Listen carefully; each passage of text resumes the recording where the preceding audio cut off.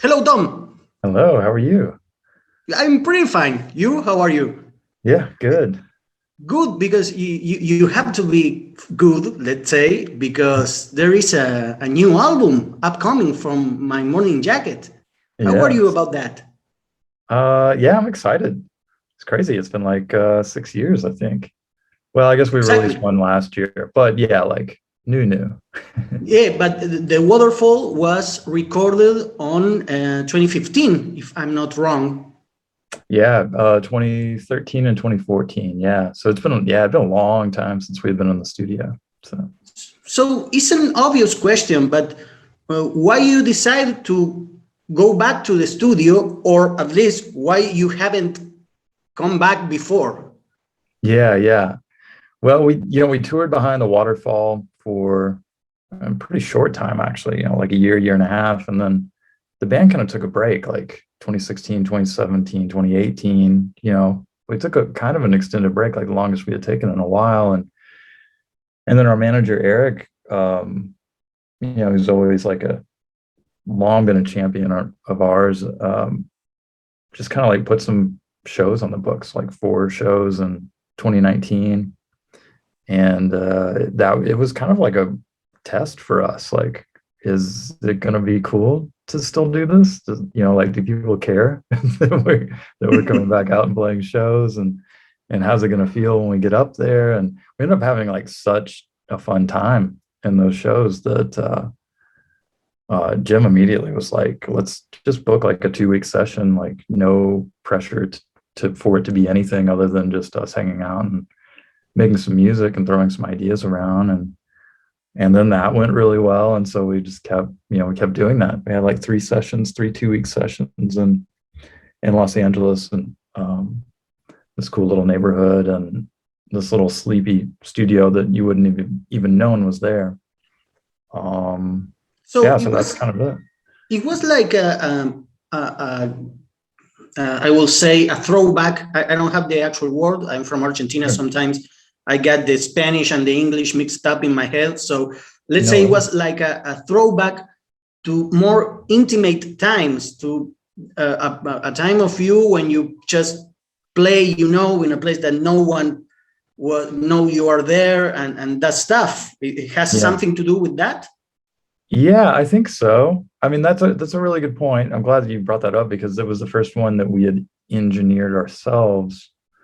Like there's literally like nobody, we would have assistants and the studio guys come in at the beginning of the day and end of the day, to kind of help us out. But otherwise, we were just kind of left to our own devices. And we hadn't done that since, second record, I guess, Long time when we were ago. essentially like kids, we were like Yeah. 22 or whatever, 23. Um, so yeah, it had that kind of like cool clubhouse kind of feeling to it, like just left alone, kind of figure it out ourselves, but having our Well, 40-year-old brains and actually knowing what we're doing. I didn't know that you regained that kind of control in engineering and everything, but I would bet that, because there's something about the sound of the latest album, the self-titled album, that sounds fresh, and saying that something sounds fresh is like, too ethereal. You can't explain that. It's a word that always sounds good in a review, but no one Right. can actually explain it. But it sounds like this, like people actually playing in both terms of the word. Playing because you're playing music, and playing like kids, like playing a game. It was Yeah. that atmosphere. Yeah. I mean, I see what you're saying, in terms of fresh in this sense, it's like that exploration, like kids do, like when everything's new, like, I've got my wife and I have a 1-year-old at home, and I'm starting to realize that, like, watching him experience life where everything's just brand new. Um, I'm reminded like what it was like to start playing music for the first time, or to hear music that I really love for the first time, whatever it is, those those first experiences. And I feel like it was us stepping back into that. Like, let's just have fun with it and not have the pressure of time constraints and pressure to like, we have to get a record done or whatever. It's just like, if it works, it works. And if it doesn't, it doesn't. But let's just do it for the fun of it. Because I think that's why everybody starts to play music. And also because, you know, we're like shy kids, and it's kind of the only way we can express certain aspects of ourselves as well. A little lost in thought, but I think, No, it's fine. I prefer sometimes when interviewed got lost, because sometimes you gotta ask some things that it's preferable when the other one thinks. But about this, about the playing, the youthness, the freshness, there was something that called my attention. I mean, no one would define My Morning Jacket as a pessimist band, a dark sound band. We all agree in that. But this album in particular has some optimistic bit, some lights and color in its sound. And I want to make a stop here because, you know, I'm from Argentina. There's a lot of people that doesn't have English as its native language. So we know what the lyrics says, but it's not the first impact. I mean, you say something in the lyrics, but it's not the first thing that hit us. We gotta Google it, we gotta learn and think. But this album seems to communicate some sort of optimism, light, calmness. I want to bring something personal here for a second, at least. I was listening to this album just in a moment when I was having an anxiety attack, but I had to listen it because I had this deadline in the middle of an anxiety attack. I say, okay, it has to be done. It has to be done. And it was like everything settled down. Everything started to spin in the right time, in the right direction. And I said, wow. I said, okay, this album is something else. Then I listened again and I said, okay, this album is sweating optimism, light, and life. Is something that you looked for it, or it just happened? Because I'm not going to say, what do you think about it? Because it goes with life, doesn't matter what you think about it. Right.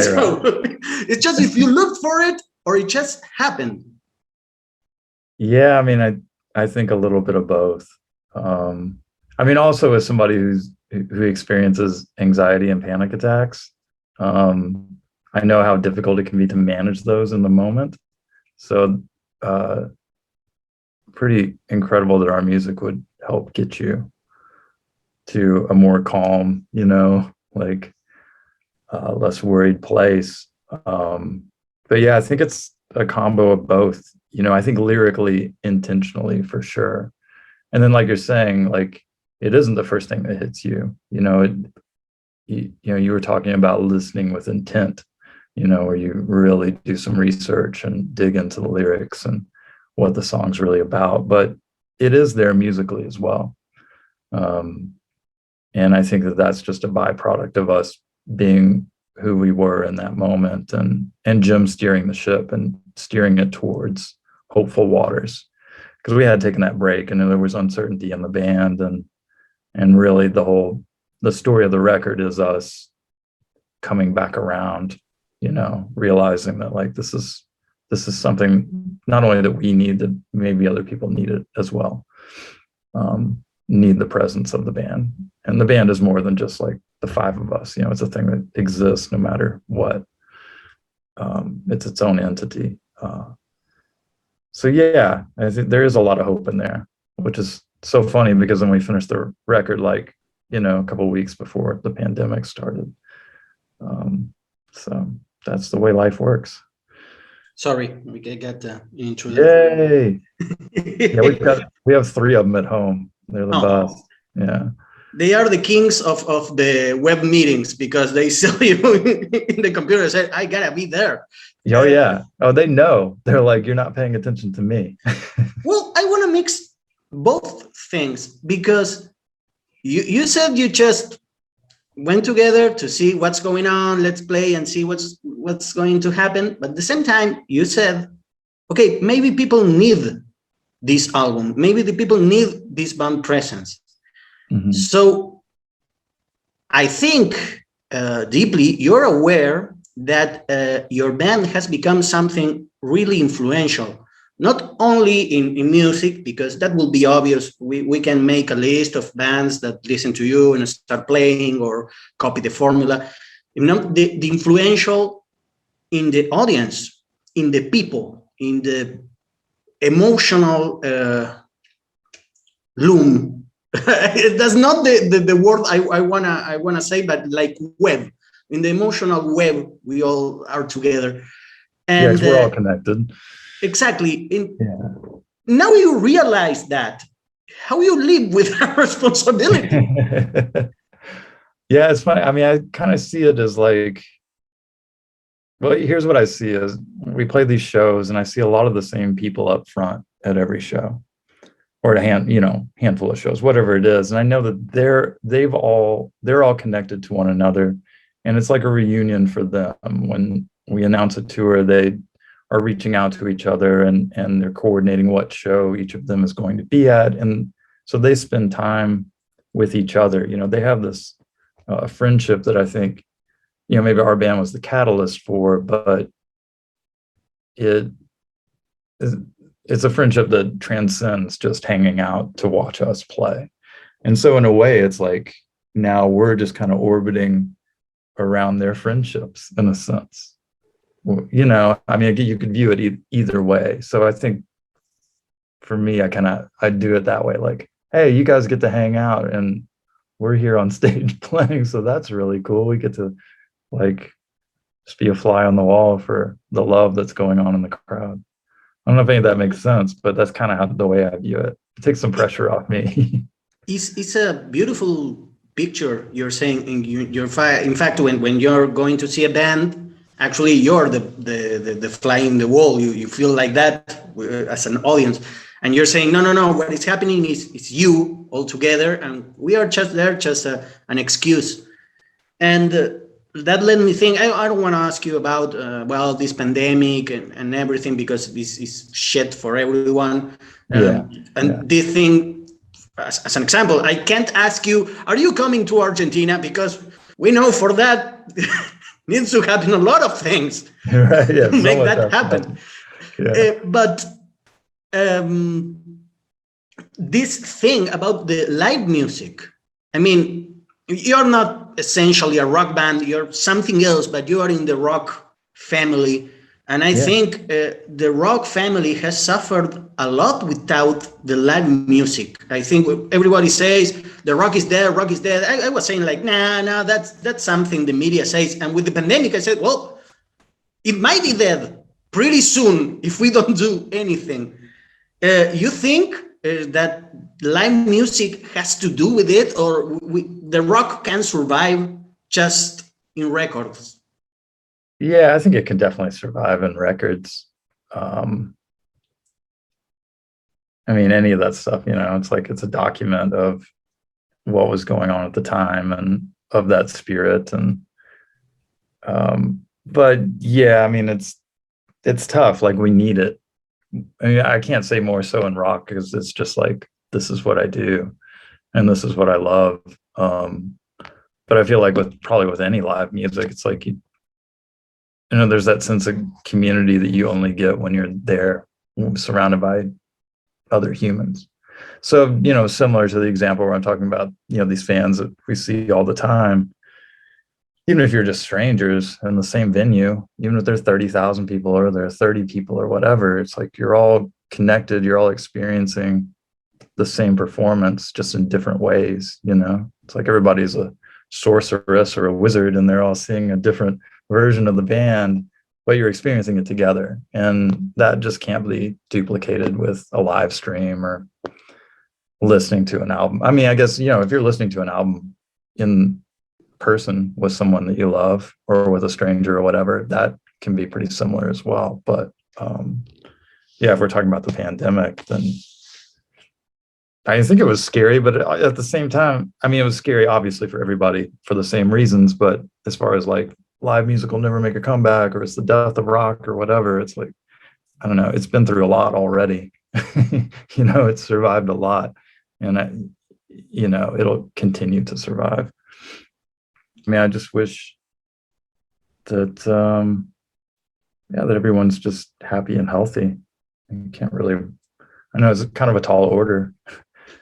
There's no guarantees in life, but for the foreseeable future, I hope that everyone's happy and healthy, and we're able to do this for as long as anybody wants us to do this. Until Keep the thing flowing healthy. It will be like, will happen what needs to happen, but in a good way. Yeah, exactly. We don't want to overstay our welcome. But we also don't want to, cut it short either. So, yeah, we'll see. Okay, Tom, thank you very much. And I hope this album became the hit that it deserved to be. I mean, sounding in the discotheques and all that stuff, but it's an awesome record, and I'm really happy. Everyone should be happy you're back doing this beautiful music. And I hope someday, before we all get white hair, you can come to Argentina and being the fly in the wall of what you build here. Yeah, that would be amazing. Hopefully, knock on a little bit of wood that I have in this room, we're able to. Thanks a bunch. I appreciate it. Thanks for taking the time.